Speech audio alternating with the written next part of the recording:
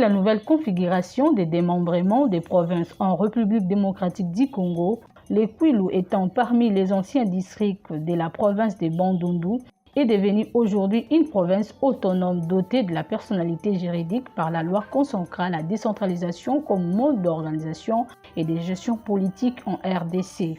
La province de Kwilu est essentiellement dominée par une forêt complètement dégradée, des savanes herbeuses et arbustives, entraînant ainsi la disparition quasi totale des produits forestiers non lignés et de certaines espèces des écosystèmes. Effectivement, sur le plan des écosystèmes, nous décrions notamment les produits non lignés, notamment les chenilles. Nos enfants ne connaissent pas les chenilles, nos enfants ne connaissent pas les champignons. Pourtant, certains champignons sont très protéiniques. Hein? Les chenilles sont très protéiniques. Mais actuellement, avec la déforestation, les chenilles, les champignons ont disparu, les gibiers qui nous ont fait grandir, qui nous ont fait vivre ont disparu. À la place maintenant, nos enfants préfèrent manger ce que vous appelez communément Thompson, les chinchards. Nous, quand nous étions à l'intérieur, on n'avait pas connu ça. Je me rappelle quand j'étais au cycle d'orientation, l'école avait un calibre 12 recensé à la direction de l'agence nationale. Bon, à notre époque, on appelait ça Sténérie. Donc les services de sécurité. Et avec ce calibre 12, chaque semaine au moins, on avait un gibier frais que les chasseurs avaient abattu qui nous permettait de bien manger la viande à notre volonté. Mais actuellement, les enfants se nourrissent avec les chinchards, les makwala, les qualicens, qui n'apportent rien dans le corps humain. Hein? Ça sont des effets négatifs liés aux effets du changement climatique et que nous décrions. Le Kwilu est une province à vocation agro-pastorale et piscicole. L'essentiel des tâches agricoles repose sur les femmes. Contrairement à d'autres provinces en RDC, la coutume kwiloise place la femme au centre de la gestion des écosystèmes familiaux. Toutes les activités foncières sont à majorité une responsabilité des femmes grâce à leur coutume matrilinéaire qui fait des nièces les héritières et gardiennes du patrimoine foncier et forestier au sein de la famille. Malheureusement, au niveau des structures locales, ces femmes étant faiblement représentées, leurs points de vue ne sont pas pris en compte.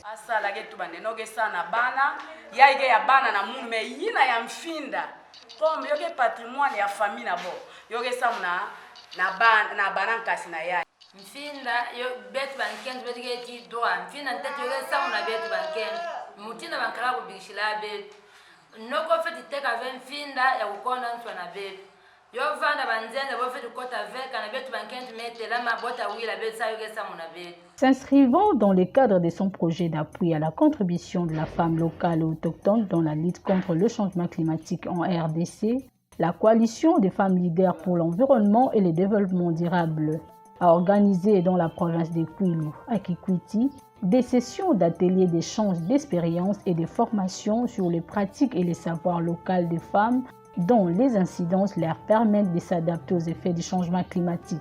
Ces activités visent à faire accroître l'adaptation des femmes locales aux effets du changement climatique en les amenant à proposer des solutions basées sur la nature pour combattre le changement climatique dans leurs activités champêtres. Nous sommes d'abord ici dans le cadre d'un projet, le projet d'appui à la contribution des femmes locales et autochtones de la province de l'Équateur, du Kwilu, de Mai-Ndombe et de la Mongala, ainsi que du Congo central, dans la lutte contre le changement climatique.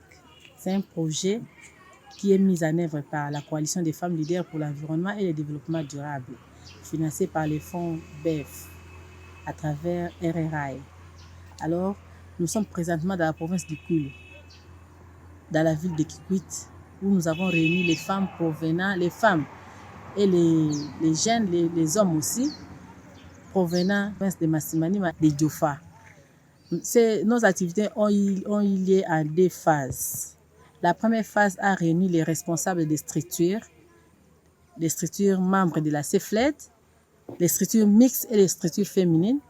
Et la deuxième phase a réuni les jeunes, toujours membres de ces structures-là. Alors, nous avons eu à réaliser plusieurs activités dans ces 2 phases-là. Pour la première phase, nous avons commencé avec des responsables. Il y avait premièrement l'activité d'identification des pratiques locales qui sont mises en œuvre par les femmes agriculteurs pour lutter contre le changement climatique, contre les effets du changement climatique dans les activités champêtres. Là, nous avons commencé par des consultations, par une enquête à base de questionnaires pour évaluer d'abord leur niveau de connaissance sur les changements climatiques, pour évaluer et connaître leur gouvernance locale, comment ils gouvernent leurs espaces forestiers, leurs écosystèmes, avoir des différentes pratiques en guise d'adaptation et d'atténuation au changement climatique. Les femmes et les jeunes venus de partout dans les territoires d'Idiofa et de Massimanimba ont identifié sous la facilitation des Sherifa ER, membres de la CEFLED, des besoins de renforcement des capacités sur multiples savoirs locaux qu'elles pratiquent au quotidien, mais ignorant que ces pratiques contribuent significativement à la lutte contre le changement climatique. À la question de la définition du changement climatique, la population quiloise ayant pris part à ces assises les définissent comme étant la perturbation des climats et saisons qui affectent négativement les rendements agricoles. Face à cette situation, les femmes disent avoir développé des pratiques et des savoirs locaux qui leur permettent de s'adapter aux effets du changement climatique dans leur milieu de vie. Mutako aider biso pona ko combattre le changement climatique azate. Siko biso moko tozo sala betide à partir ya ba plante na biso tozo mona. Mususu tozo découvrir ndenge ni. To moni esika wana etondi ekauki. Siko toke to étudier na couleur ya mabele.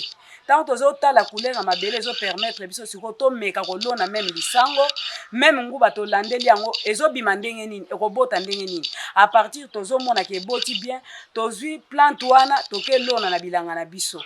Yango siko ende ezo sala biso po tokoka ko bimisa biloko ya bien, to meka ko lesa lisusu mabele et permettre biso tozwa ma production ya bien. Do biso moko si los antes to yeba kinde tozo mona ne sobe e bima mingi pembe na nzela. Boke kutango e kangama esika na siko verdira makasi. Peut-être mbuma lisango bembike ko ya place wana o mone ko bota bambika minene pe tamboli munene vraiment eke vraiment siko to mona ki fallait to luka ba graine ya silozantes wana to bandaki nanu ko tiango par ba germoire tozo ke lelona na bilanga asiko to panzango ka ndengana so mingi awa to koti na ba jardin to sala misala po to mona ba moi ningi ezobeta wana ezobetisa ba mabele na biso ezopesa biloko na biso bien te so ina kota na germe na nini na osala mansamba na ngai ba jardin to benga osala ba jardin wana avant na lo na biloko na ngana zana na biloko to lone na koda na sana nizamba na nga na desa zamba to lo na nukuna bagi kalaka to bando la isalo bi yango wana so to lo nyango ebini epesi zamba mwa inesikana mazambe boti na okata zamba na utumba moto te na utumba moto te na bando balisaka mabele na ngaso na balisi mabele wana na tika yango kanda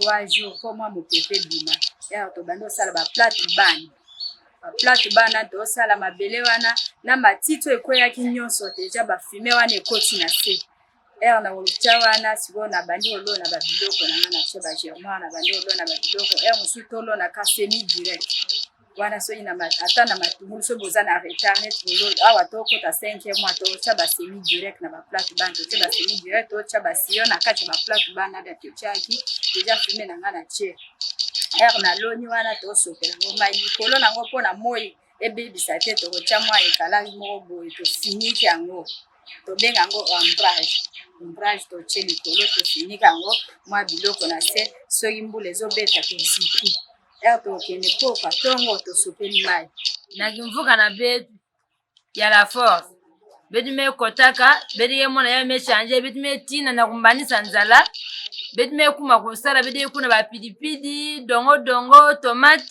bima ya betu ye sala yo ka betu me mona ne to tikishiki no keshimba ve betu sosa ba niki ba bima ba mtia kupola batufi ya bima bedige tula yo bedige kudipesa kuloshila masangi pour kentanga bedige teka yoge sunga betu na kunatisa foyer na mpila mboti nzala mpila kunyokula betu kelve. L'une des pratiques utilisées par les femmes de Kwilu dont leur activité champêtre est celle de la jachère améliorée, une technique de résilience face à la dégradation des sols surexploités en vue de faciliter la régénération rapide de la forêt. Les andés biloko préféré, mais to préféré que zala en ligne. Donc, il y a déjà manioko ezo na 4e rotation. Tant tozo longola manioko to tiki babiloko o nyonso na kati elanga na biso le sobe. Etika lika bongo Donc, ils ont permettre biso pe lisusu na ko améliorer jachère na biso. Donc, tozo ça la jachère améliorer les soba en base il y a ba plantes fertilisantes. En Kwilu, les femmes valorisent les savanes par la culture de maïs. Quant à elles, les produits agricoles plantés dans les savanes procurent de bons résultats que ceux qui sont plantés dans la forêt. En exploitant les savanes, les femmes permettent aux écosystèmes forestiers qui sont en voie de disparition de se restaurer. Zamba to saleli yango mingi banda bakoko na biso to bando salela zamba esobe to bando salela ngote to yoko meka ko sala etinde na zo bisa oke tozo remarquer net silozantes ebimane esobe si tout ba pembe na banzela alors tozo remarquer que to meko sala etinde par rapport na zamba na esobe zamba biloko ezo répondre bien si ko tozo kene esobe d'abord tozo valoriser savane. En plus, ils ont permettre biso kuna nesobe tozana sol d'ouverture o basali na mpe. Si ko biso tozo banda ko le sala ngo. Tant tozo sala nesobe tozo remarquer que ils ont répondre plus que na zamba. Yango mon tozo kende nesobe. Alors, à partir de nesobe biso moko tozo transformer les sous Pour fertiliser le sol et protéger les plantes cultivées des intempéries, les femmes pratiquent l'enfouissement traditionnel et le paillage. La pratique du paillage atténue les effets de brusques variations de température et protège les écosystèmes du sol. Kalangezi kadimbuma na yo bashika yo banda kulandala yoge fika matiti na yoge pesa maji na ntoto. Yaya ye yumage bwa machichi na yo yoge 10 ntoto atange katula misisa ya ingezenga kuna na chichi musisa ngezika yo ya ngezika ngetula ka ntoto pidina na minute ngetamona après 3 jours salanki yo banda ulandula bisika na betu mesata bilanga na betu bonde ya mfina bete kuna masangu kana venguba ngetula place me bashika nsek manyanga nkabete binga yo musechi toke bashika chiba nsende kana ngeke nyata yo fe kota ngenge lwa eva kana ngeme satakilange na yo me basanse kipidina nge baka mukuna. Ayant constaté la dégradation de la forêt ne permettant pas à leur culture à bien progresser, les femmes de Kwilu ont choisi de faire recours à la pratique des cultures de bas-fonds. Cette pratique consiste à planter les cultures aux abords des rivières.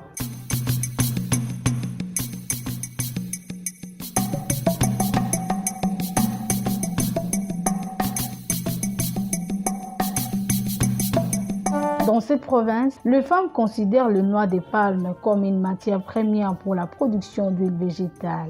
Esther Kiswe expose ici la richesse qui se cache derrière les noix de palme et qui peut contribuer au développement communautaire dans cette partie de la RDC.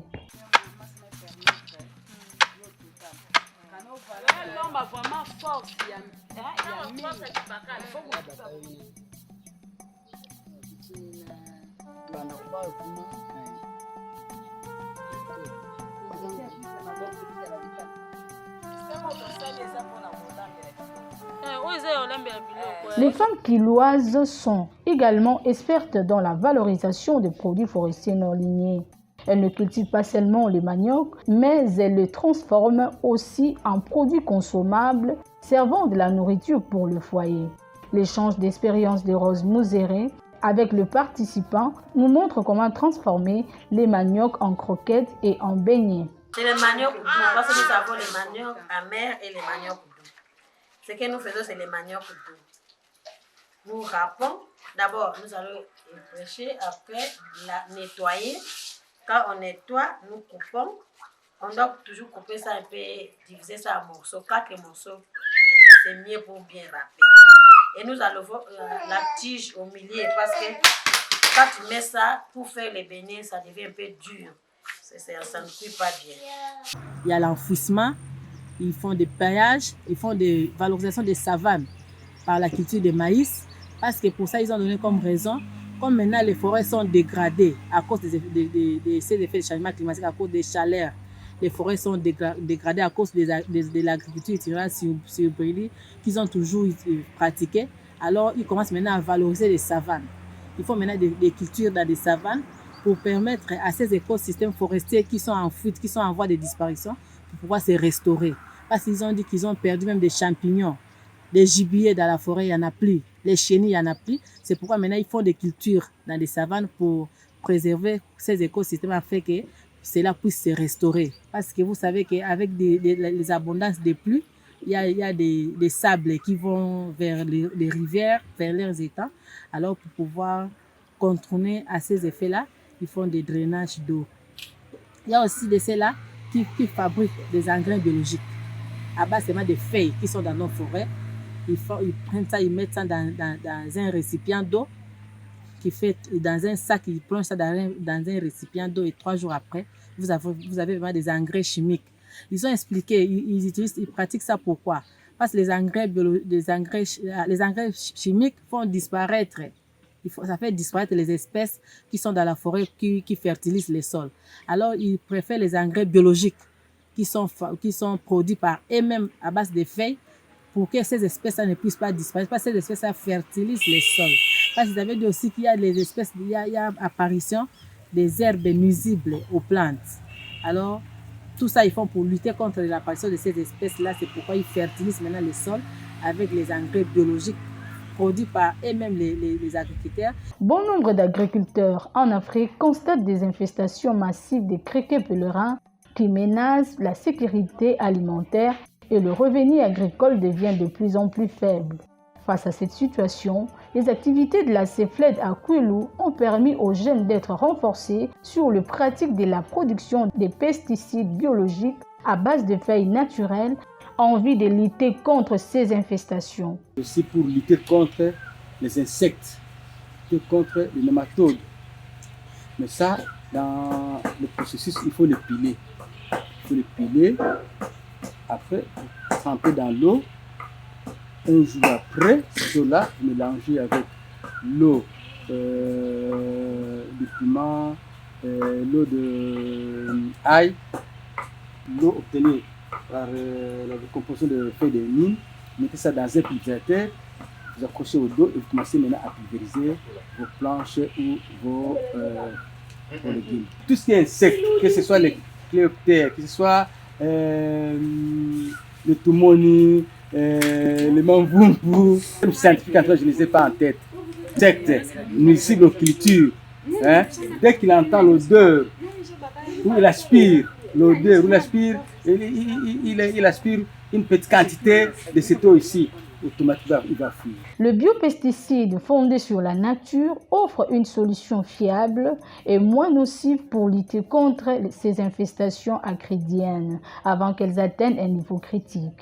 Ils permettent également de traiter les infections dans les écosystèmes, contrairement aux engrais chimiques qui contribuent à la perte massive des écosystèmes du sol. Cette pratique contribue également à la fertilisation du sol agricole. Un espace forestier, nous allons constituer un stock de carbone bien évident pour pouvoir conserver notre nature, pour pouvoir restaurer l'écosystème du Kwilu qui est en voie de destruction. Les activités de Kwilu ont été en outre bonifiées sur les stratégies entrepreneuriales. Les jeunes ont été formés sur les techniques à développer pour démarrer ou créer leurs propres micro-entreprises relatives à la valorisation des produits locaux afin de subvenir à leurs besoins et contribuer dans la lutte contre le changement climatique dans leur province. Sur ce, Kachala partageait son expérience avec les jeunes sur la valorisation de certains produits forestiers non lignés par la production de médicaments traditionnels à base de produits naturels.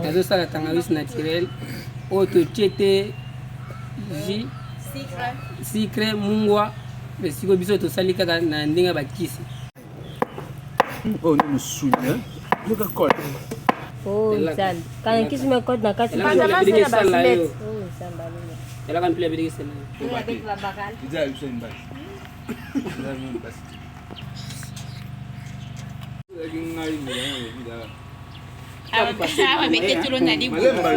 Pour Kachala, il recourt à cette culture car elle procure un rendement très rapide et contribue à la restauration de la forêt, dans la mesure où la culture de gingembre est pratiquement économique en termes d'utilisation des espaces forestiers. En cultivant les gingembres, on utilise le même espace pendant 5 ans, a-t-il poursuivi.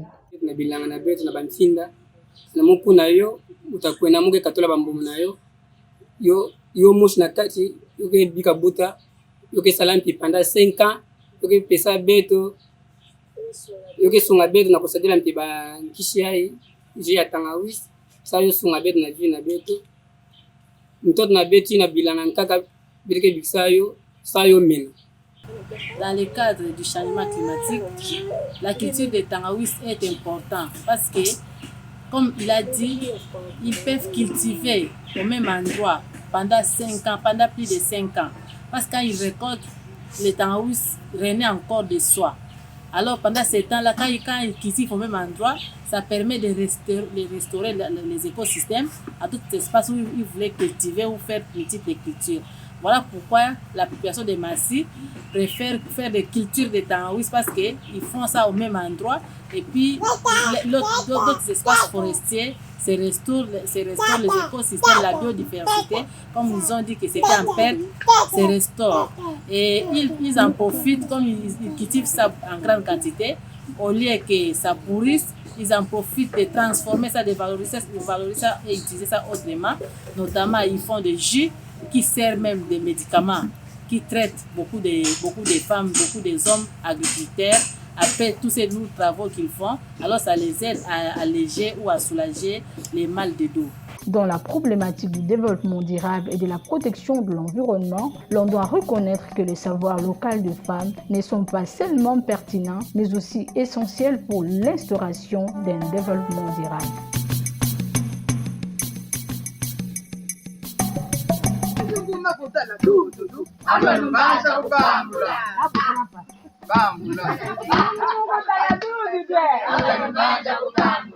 Mama,